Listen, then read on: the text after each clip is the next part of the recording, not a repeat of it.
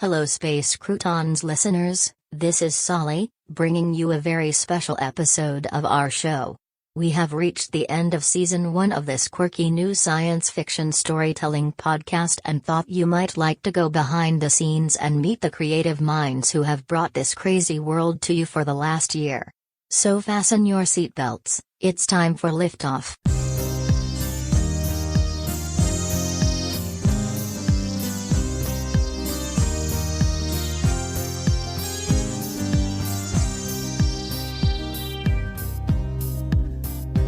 What if planet Earth's a rocket wagon train upon a journey? And what if aliens don't fight an actress named Sif Gurney? We're not a bunch of geeks who live in basements, sleep on futons, but who wouldn't stream our podcast if we're calling it Space Croutons. And we're back. Joining me today are Jerry, Della, John, and Jeff Goodson, the creators of Space Croutons. Welcome ladies and gentlemen to Van Helsing and the show. You are here today to give us the scoop regarding Space Croutons. Let's go back to the beginning. How did the podcast start? What podcast? What? What podcast? Podcast? Podcast? Podcast? Oh, that would be fun.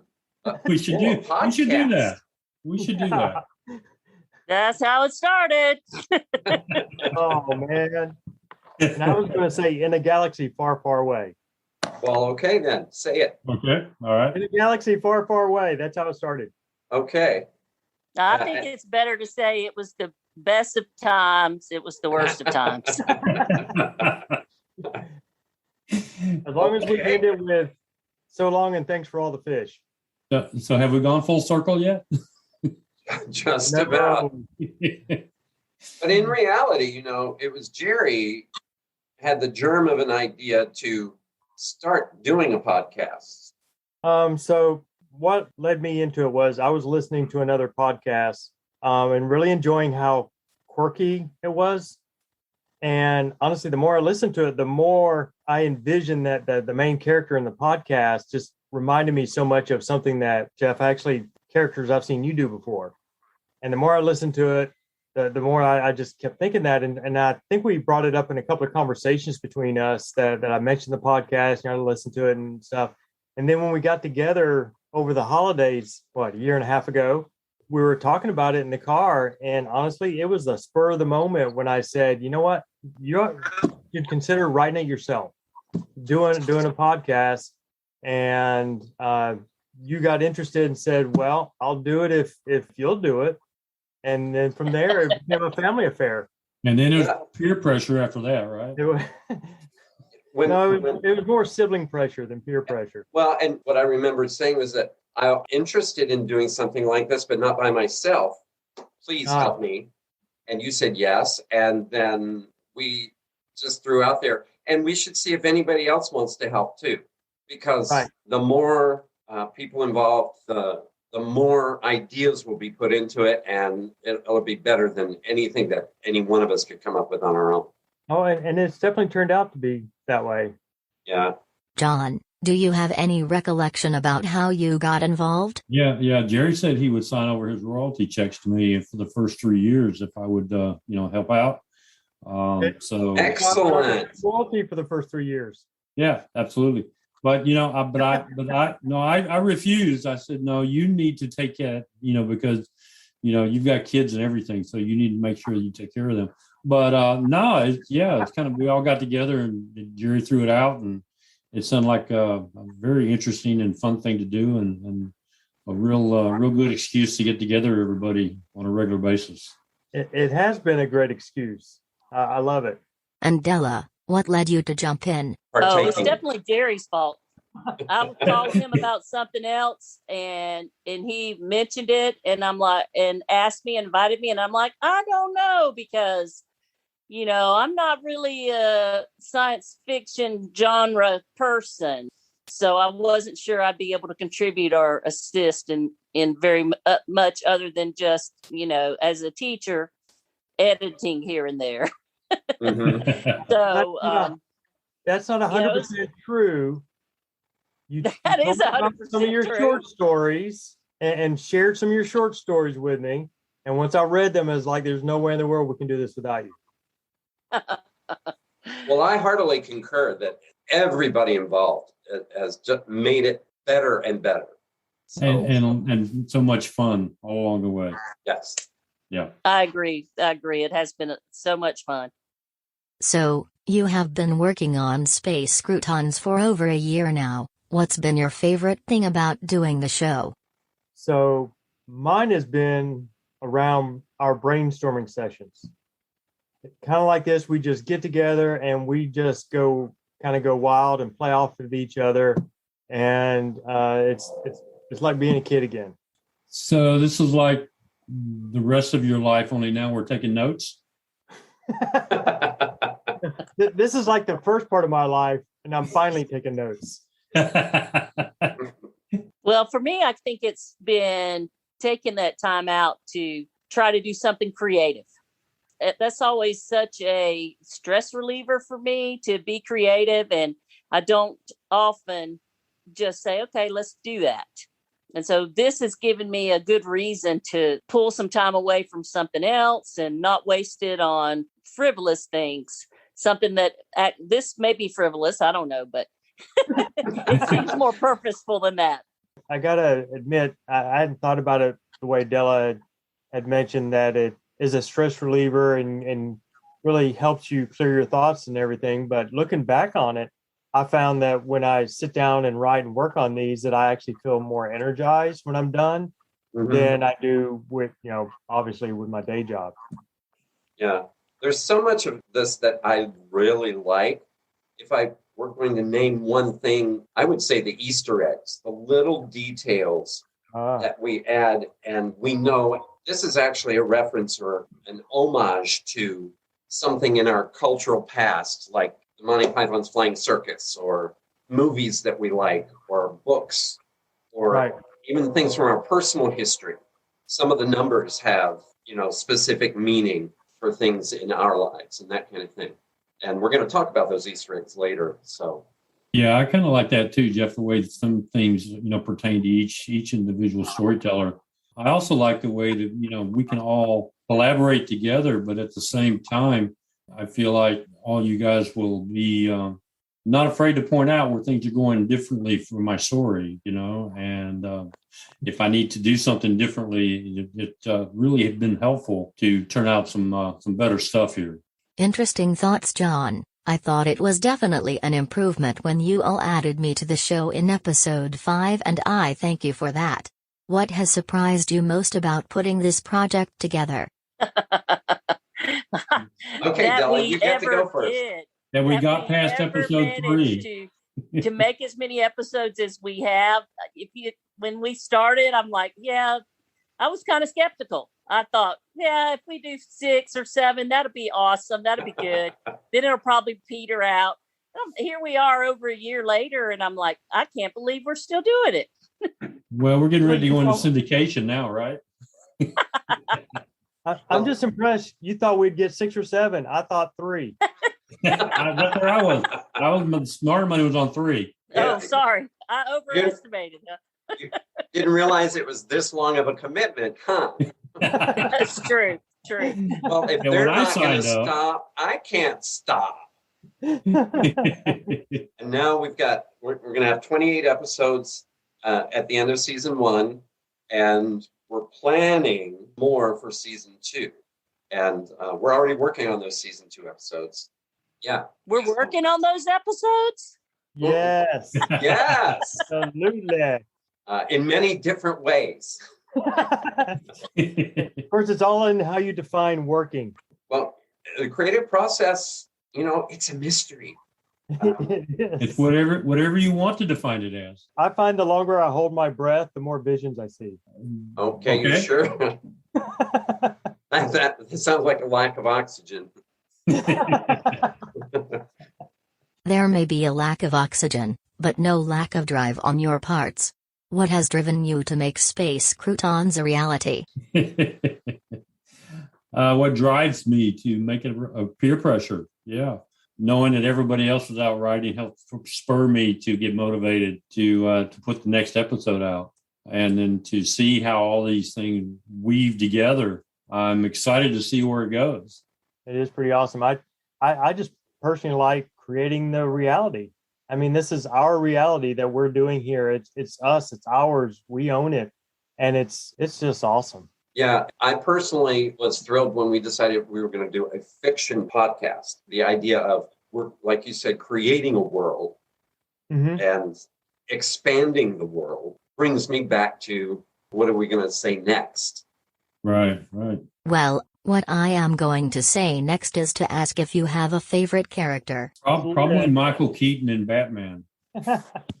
Oh, you're saying Michael Keaton in Batman. I thought those are your two characters. Michael No, it's singular. It's singular. My favorite character. So, but yeah, I'll take either one. No, I'm Batman. Okay. How about Batman playing Michael Keaton? That would be cool. So I'm actually. I would have to say in the podcast. I'm sorry. Go ahead, Jerry. The podcast character between SALI and actually Vera. I like Vera. SALI's a close second. Vera has a unique and distinctive personality. Oh yeah. I really like the way that Vera came across. Well, they're so. That's funny because I was going to say Vera as well. Well, I feel obligated to pick somebody else just so that people at least think that there are other interesting characters. Oh, really? So you're just going to leave us hanging, huh? It's not going to be unanimous. The first that came to mind was SALI, because she's such a learner. So there's very few limits on what she's going to talk about and what she's going to try and experience. Yeah. So that always, as we start a new episode, it's like, okay, what's going on with SALI this time? Right. And because she shows up so often, it's easy to see her growth. But you know who I'm anxious to see or hear about with every episode starts?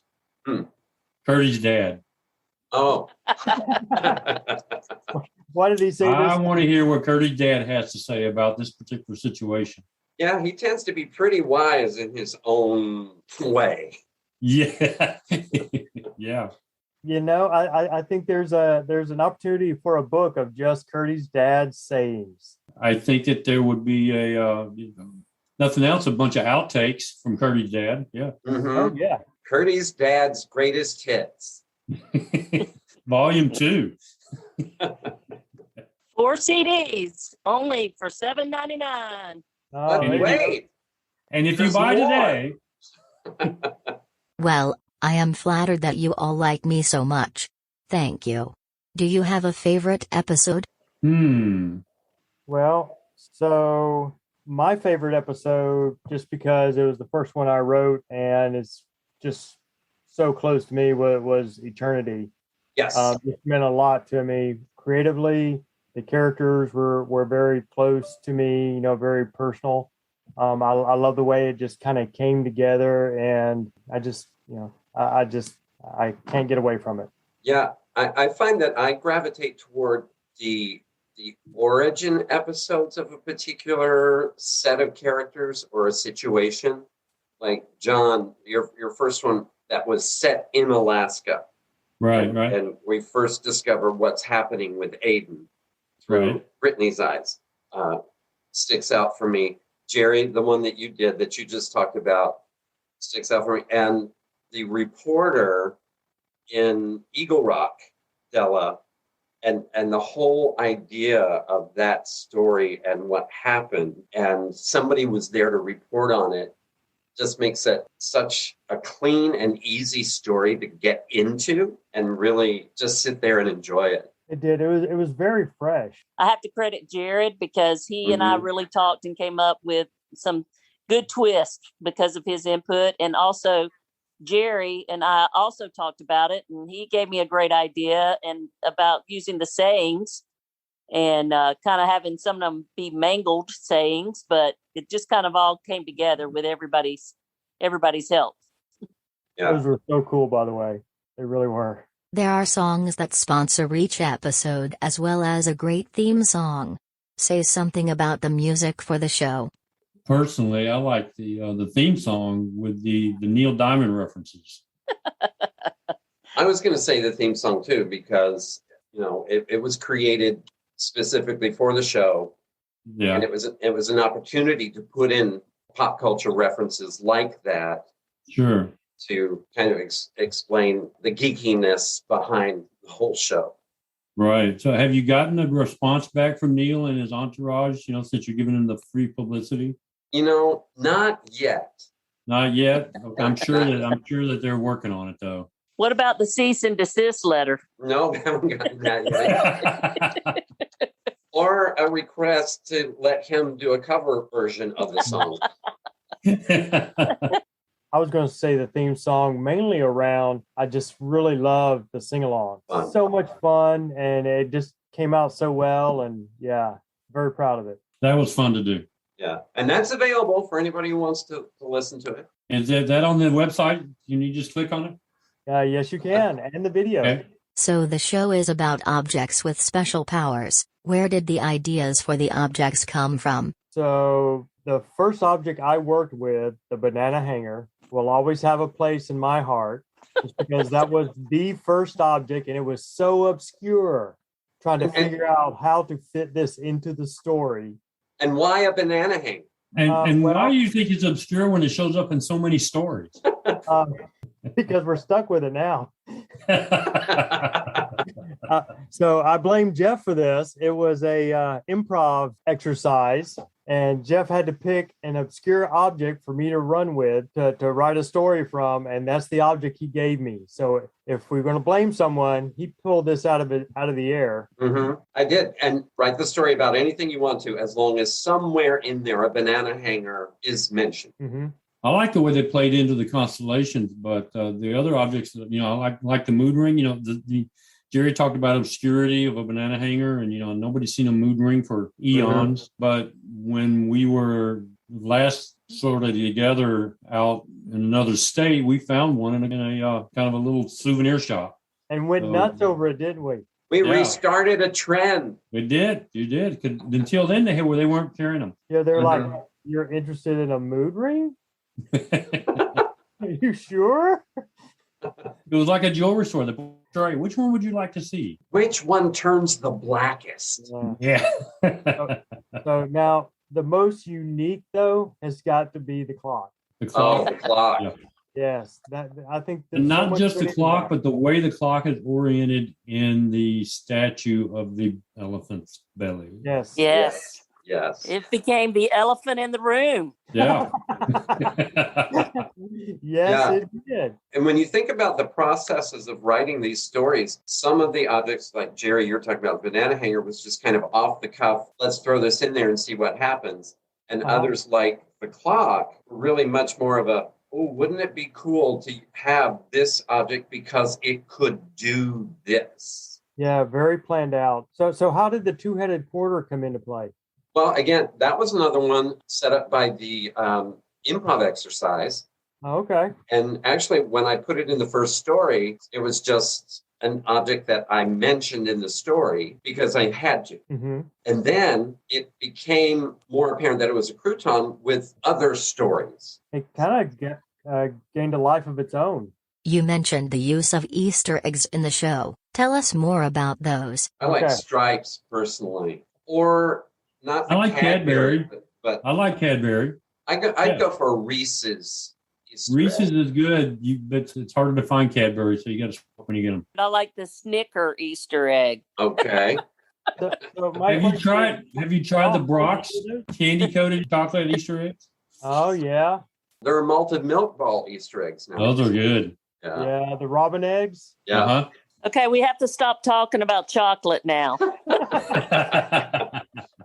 What about Easter eggs in the episodes? So one of my favorites from one of the stories actually was in, of all things, Eternity, where he talks about sorghum, the farming of krill.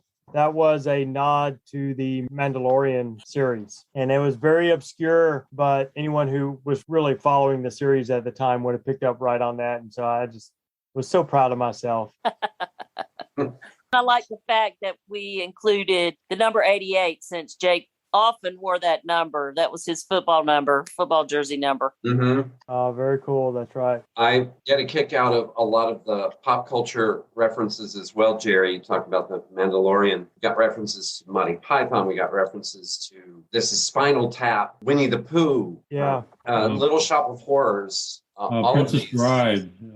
Yeah. As you wish. And Yep. then the more personal things like Jake's number. So, here's a question. Geocaching? That's a question? That's yeah. All right. It is in the Yeah. document. Let's do it.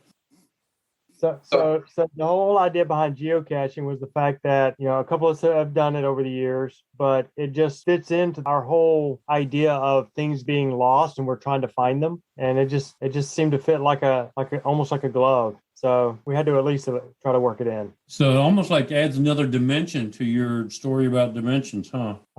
It's like interdimensional. Interdimensional, yeah. Or that be interdimensional. Yeah, but it brings the listeners in and let them start hunting for these objects. This is a fiction podcast, but there are some real things in some of the stories, yes? One of the things that I get a real kick out of when we're doing these stories is when we find references to put in the story to things that really exist in the world. Right. The episode where Vera and Clarissa stop in Philadelphia at the Space Tree. Yeah. And when I was looking for something for them to do on their adventure, I found the Space Tree reference and thought, this is so cool. If somebody now listens to this story and then goes, well, I wonder if there really is a space tree. If they Google, they're going to find how to find this space tree that we've referenced in the story. Right. Well, and I tried a couple of those, like, you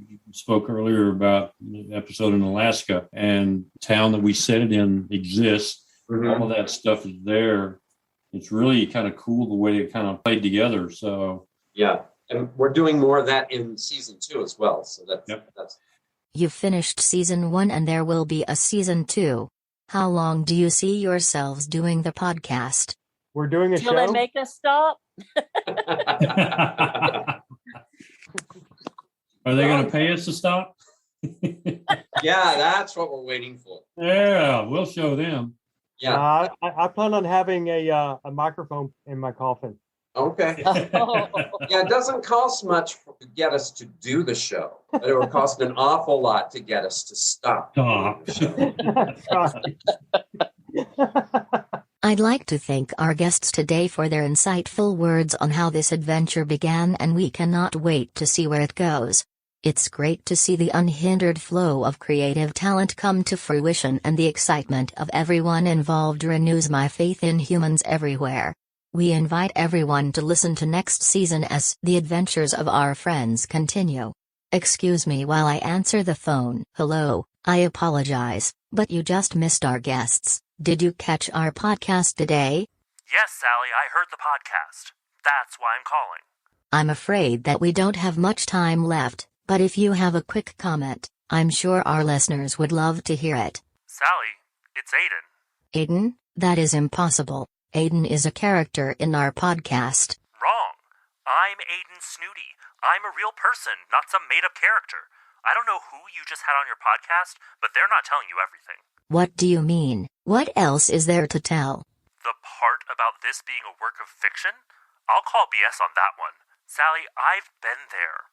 I'm living what you've been talking about. I've met Curdy. Brittany is my friend. Believe me when I tell you that this is real. Then who are the people that were on the show today? Who knows? It doesn't really matter who they are. What matters is why they are telling this story. Why would they want to mislead your listeners? Unless what, Aiden? I know what I need to do now. There's not much time left. What are you going to do? It's better if you don't know what I'm going to do.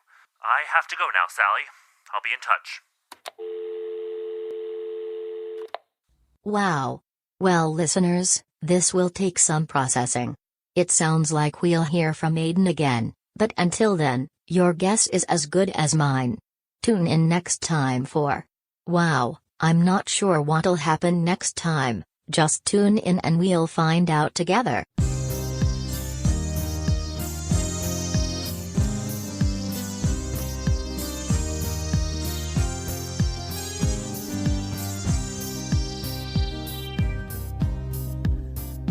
What if landed a rocket wagon train upon a journey? And what if aliens don't fight an actress named Sigourney? We're not a bunch of geeks who live in basements, sleep on croutons, but who wouldn't stream our podcast if we're calling it Space Croutons. It's an intergalactic, robot-o-matic, moon-sporadic trip around the sun. It's a totally terrific, proven scientific, freaking fantastic, phaser set to fun. It's Space Croutons. We think It's your space suit on. it's pink. We're triple cute. On that you can rely. And once you crossed your Sally, flying saucer, it's Valerie. U.S. Space Croutons. For lunching with Lucy in the sky. With Neil Diamond. Lucy in the sky. I love Neil Diamond. Lucy in the sky. No, not Neil Diamond. With Space Croutons. Space Croutons is a work of original fiction. Similarities to persons, situations, or events, real or fictional, is coincidental and unintentional. Created by Jerry, Jace, John, Della, and Jeff Goodson. Entire work copyright 2020 by the authors. This has been a Good Witch audio production.